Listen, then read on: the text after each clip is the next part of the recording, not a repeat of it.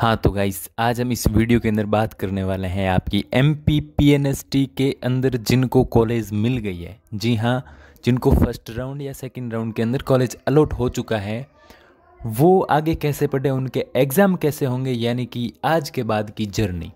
जैसा कि आप सबको पता है कि आपके अभी जो है वो शुरुआत है। आपको क्या है, अभी शुरुआत है, तो आपको सबसे पहले तो एग्ज़ाम भी आएगी आपके। सही बात, सेमेस्टर होते हैं, हर 6 मंथ से आपके एग्ज़ाम आएगी, बिल्कुल। और आपका पासिंग मार्क्स जो है वो अनिवार्य है, ठीक है। यदि बैक लग गई तो आपके ना तो वो स्कॉलरशिप आएगी और ना ही आप आगे पढ़ पाओगे, ठीक है, क्योंकि एक बार बैक लग जाने से सेल्फ कॉन्फिडेंस है वो डाउन हो जाता है, ठीक है। तो इसके बारे में हम बात करेंगे कि फेल भी हो सकते हो, तो आपको कैसे पढ़ना है, कितना पढ़ना है, एग्ज़ाम जो है वो कब होंगे और पासिंग मार्क्स कितना है, इन सब के बारे में हम चर्चा करने वाले हैं। तो चलिए करते हैं वीडियो शुरू। अब देखिए, सबसे पहले हम यदि बात करें तो आपके जो एग्ज़ाम होंगे वो होंगे 6 मंथ बाद में, 6 मंथ बाद में, यानी कि जनवरी, फरवरी, मार्च, अप्रैल, मई, जून, जुलाई, यानी कि जुलाई लास्ट के अंदर आपके हैं वो एग्ज़ाम हो जाएंगे। जुलाई लास्ट के अंदर आपके एग्ज़ाम हो जाएंगे और आपको 2 सब्जेक्ट पढ़ने पड़ेंगे, anatomy physiology and sociology and psychology, ठीक है।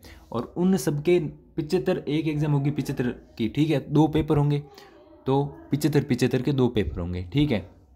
और इंटरनल भेजे जाएंगे आपके 25 नंबर। तो आपको यह जानना है कि आपके पासिंग मार्क्स कितने हैं। तो पासिंग मार्क्स की यदि हम बात करें तो 75 में से 38 नंबर यदि आपके आते हैं तो आप पास हो।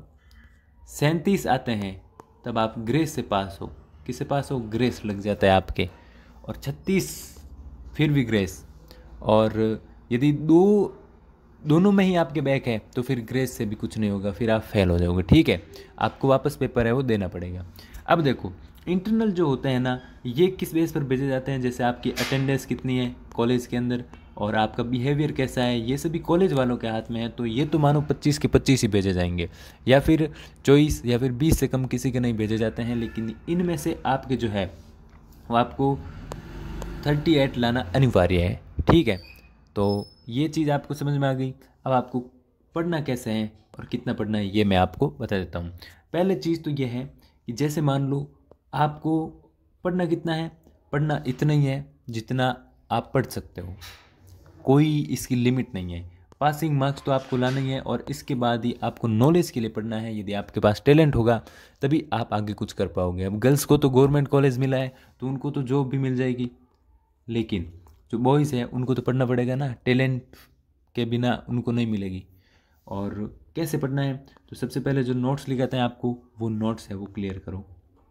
नोट्स क्लियर करने के बाद में आपको क्या करना है, नोट्स क्लियर करने के बाद में बुक से पढ़ना है।